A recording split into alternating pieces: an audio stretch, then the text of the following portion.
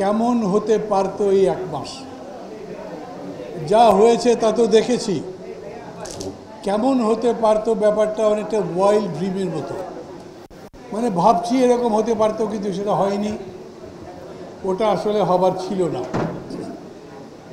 ধরুন, হঠাৎ করে পত্রপত্রিকায় দেখলাম যে সরকার রাজনীতির ব্যাপারে আলোচনা শুরু করেছেন, লেখালেখি হলো। তারপরে আবার আমাকে, যেহেতু আমি জোটের কোঅর্ডিনেটর, আমাকে জানানো হলো সরকারের পক্ষ থেকে, আপনাদের সাথে তো কথা একবার হয়েছে, আর এখন আমরা কথা বলছি না। আমাদের সঙ্গে কথা হয়েছে নির্দিষ্ট একটা বিষয়ে, কোনো রাজনৈতিক বিষয় নয়। এই পুরা বিষয়টাই রাজনৈতিক। অভ্যুত্থান, ক্ষমতা দখল, নতুন অন্তর্বর্তী সরকার গঠন, কোনোটাই রাজনীতির বাইরে নয়। এই সরকার যে পথে যাবে, যেখানে যাবে, সেটাও একটা রাজনৈতিক বিষয়। কিন্তু রাজনৈতিক আলোচনাটাই শুরু হয়নি। দলের সঙ্গে বসেছিল তারা, 2000 প্রস্তাব দিয়েছে। এই 2000 প্রস্তাবের মধ্যে নর্থ পোল সাউথ পোল আছে। সরকার গাড়িটা চালাচ্ছেন, দেশের গাড়ি। সরকারকে ঠিক করতে হবে তারা কি রাখবেন কি রাখবেন না। যেমন একজন দীর্ঘদিন আয়নাঘরে থেকে বেরিয়ে এসে বললেন জাতীয় সঙ্গীত বদলে দিতে হবে। সরকার কিন্তু বলেছেন এই ধরনের বিতর্কিত কথায় তারা কান দেবেন না। এই রকম বিতর্কিত, পরস্পর একেবারেই বিপ্রতীপ কথাবার্তা, বিপরীতধর্মী কথাবার্তা তো হচ্ছে। আমার কাছে মনে হয়েছে এই এক মাস এই ব্যাপারে সরকারের রাজনৈতিক দৃষ্টিভঙ্গিটা বোঝা যায়নি। এটা স্পষ্ট। আমাদের কাছে সবচাইতে বড় দায়িত্ব হচ্ছে ফ্যাসিবাদের প্রাথমিক বিজয় হয়েছে তার বিরুদ্ধে। আমরা জিতেছি, সরকার হেরেছে। আমাদের দ্বিতীয় পর্যায়ের লড়াই হচ্ছে যে জন্যে লড়েছি সেটা অর্জন করা।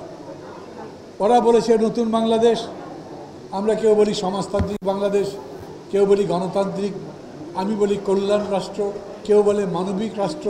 কিন্তু নির্যাসটা একটাই, আগে যে অত্যাচার নির্যাতনের দেশ ছিল সেটা থাকবে না, নতুন একটা দেশ হবে যেখানে বাস করবার মতো হবে।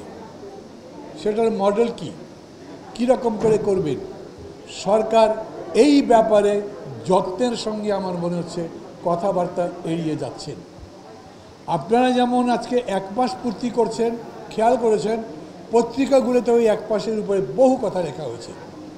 বেশ কয়েকজন উপদেষ্টা কথা বলেছেন। এর মধ্যে একজন উপদেষ্টা খুব স্পষ্ট করেই বলেছেন সংস্কার করতে হবে আমাদেরকে, তার জন্য সময় দিন। আমরা তো দিয়েছি। আমরা এই সরকারের বিরুদ্ধে এখন পর্যন্ত কথা বলিনি। আমাদের মাঝে মাঝে ভয় হয় এই সরকার যে কাজগুলো করতে পারতেন, করেননি, সেটা যদি বেশি করে বলি তাহলে প্রতিবিপ্লবের শক্তি হয়তো আরও বেশি শক্তিশালী হবে। বলি না, কিন্তু তারপরেও এই কথাটা বলতে হবে আমাদেরকে। আপনারা যে সংস্কার করতে চান, সংস্কারের তো কোনো শেষ নাই। একটা দেশ প্রতিনিয়তই উন্নত হতে থাকবে, প্রতিনিয়তই সংস্কার হতে থাকবে। তো আজীবন পর্যন্ত এই সরকারটি সংস্কার করতে থাকবে, তারাই কি ক্ষমতায় থাকবে? তাদের তো একটা লাইন অফ ডিমার্কেশন থাকবে যে এই পর্যন্ত আমরা যাব। আমরা খুব স্পষ্টভাবে বলি, এই সরকার যেহেতু অন্তর্বর্তী সরকার, মানে একটা সরকার থেকে আর একটা সরকারে যাওয়া পর্যন্ত যে সময়, সেটা অন্তর্বর্তী সময়। অর্থাৎ তারা একটা গ্রহণযোগ্য নির্বাচনের পরিস্থিতি তৈরি করে নির্বাচন দিয়ে চলে যাবেন। তারপর তারা যদি নিজেরা দলটল করেন, করবে নাকি জানি না। আমাকে অনেকে জিজ্ঞেস করছে, ভাই বিকালে শহীদ মিনারে কি নতুন পার্টি হচ্ছে? জানি না, কিন্তু বাজারে তো কথা আছে। যদি তা করেন তো সেটা করেও তারা ভোটেই আসবেন, এবং ভোটে যারা জিতবে তারা যাবে। মনে করবেন এই দেশ চালাবার দায়িত্ব শেষ পর্যন্ত রাজনৈতিক দলের উপরে। এমন কোনো দল যাকে আমি পছন্দ করি না, যদি সেই দল ক্ষমতায় যায়ও, যদি ভোটে যেতে, তাহলে তাকে ক্ষমতা থেকে তো বিরত করতে পারবেন না। সেটা গণতন্ত্র নয়।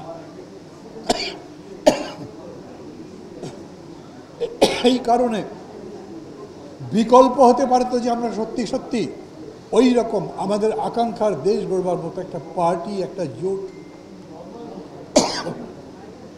তৈরি করতে পারতাম। সত্যি হচ্ছে সেটা একটা প্রস্তুতির পরিচয় হয়তো আছে, সেটা আমাদেরকে দেখতে হবে। এই অন্তর্বর্তী সময়ের মধ্যে সরকার সবার জন্য গ্রহণযোগ্য নির্বাচন করবার এজেন্ডাও এজেন্ডাও অনেক বড়। পুলিশ কাজ করে না, পুলিশের কাছে গিয়ে দেখেন তাদের মেন্টালিটি আগের মতোই আছে। তারা ভয় পাচ্ছে জনগণকে মোকাবেলা করতে, সেগুলো সমস্যা হচ্ছে। কিন্তু এই পুলিশ দিয়ে তো ভোট করা যাবে না।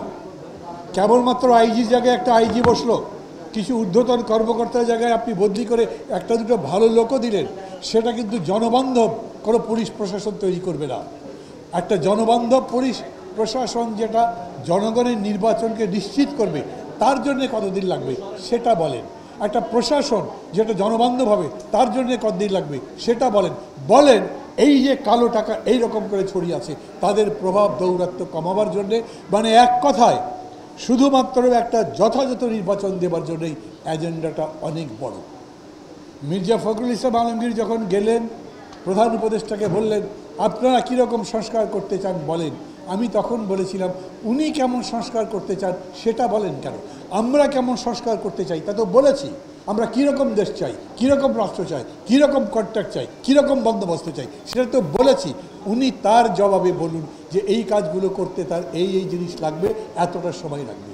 কিন্তু আজ যখন তারা বলছেন সংস্কার করব আমরা, ততদিন সময় দিন, তখন তো বলতে হবে কি কি এজেন্ডা সংস্কারে আছে সেটা বলেন, এবং তার জন্য কতদিন লাগবে সেটা বলেন। এই ব্যাপারে এই এক মাসে আমি কোনো লাইট দেখতে পাচ্ছি না। এখন হয়তো তাদের কাছে আছে, অথবা তারা মনে করছেন এখনই বলা যাবে না।